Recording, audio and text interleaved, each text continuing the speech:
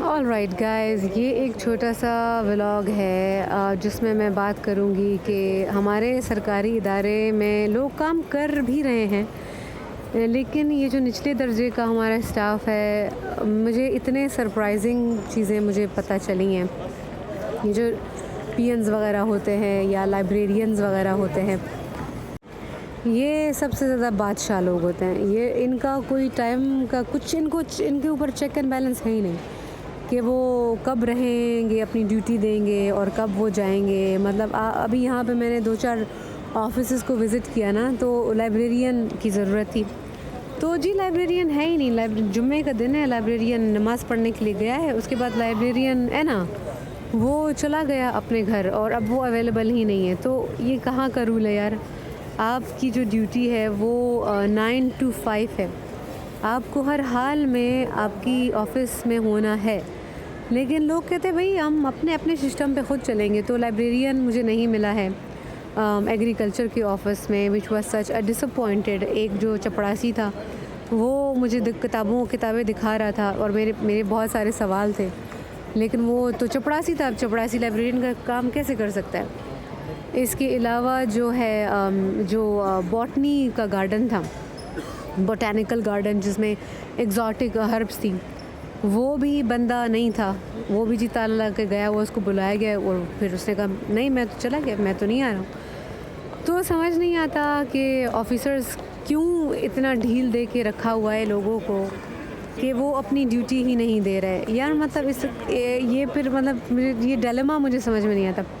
एक तरफ से नमाज़ें पढ़ी जा रही होती हैं, टाइम पे नमाज़ होनी चाहिए और ये और वो, लेकिन जो आपकी जॉब है उसमें आप कितनी ख़यानत कर रहे हो। यूनिवर्सिटी ऑफ बलूचिस्तान में एक पीएन है, वो प्रोफेसर बेचारा उसको फ़ोन किए जा रहा है और वो जो पीएन है वो टकरी पीएन है, वो है ही नहीं।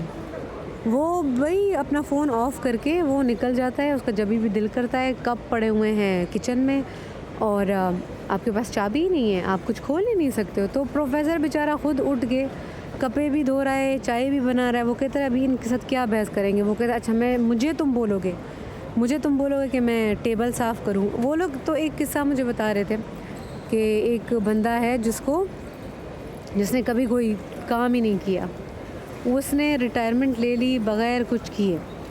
फिर साथ में मुझे उन्होंने एक ऐसे प्रोफेसर के बारे में भी बताया, किसी ने मुझे एक ऐसे प्रोफेसर के बारे में भी बताया जिसने थ्रू आउट अपना जो एकेडमिक उसका करियर था, उसने कभी कोई क्लास ही नहीं ली।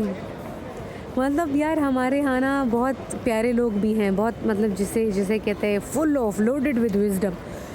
हमारे यहाँ इस तरह के लोग भी हैं, लेकिन हमारे पास इस तरह के लोग भी हैं जो कि कुछ भी नहीं करते। मैं हैरान होती हूँ ये लोग कैसे सर्वाइव कर जाते हैं।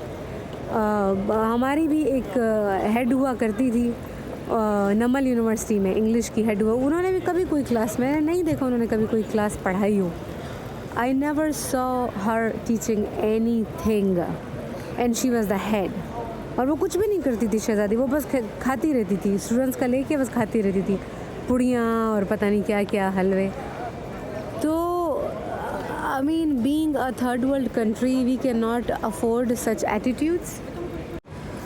तो इस बार ना पाकिस्तान में बड़ी मज़े की सरप्राइजिंग चीज़ें मैंने विटनेस की हैं। तो मैं कहती हूँ हम लोग आगे के बजाय ना और पीछे चलते जा रहे हैं। किसी ने कोई अच्छा इनिशिएटिव लिया तो उसको ये लोग कंटिन्यू नहीं रखेंगे। अब ये एक और प्रॉब्लम है पाकिस्तान में कि जो नया बॉस आ जाएगा ना, वो पीछे वाले बॉस की अच्छी बुरी सारी चीज़ों को डिस्कार्ड कर देगा। यार ठीक है, जो बुरी चीज़ें हैं उसमें आप अमेंडमेंट करो, उसको बेहतर बनाओ, बट उन्होंने अगर कोई अच्छी चीज़ की थी तो उसको तो फिर आप छोड़ दो ना।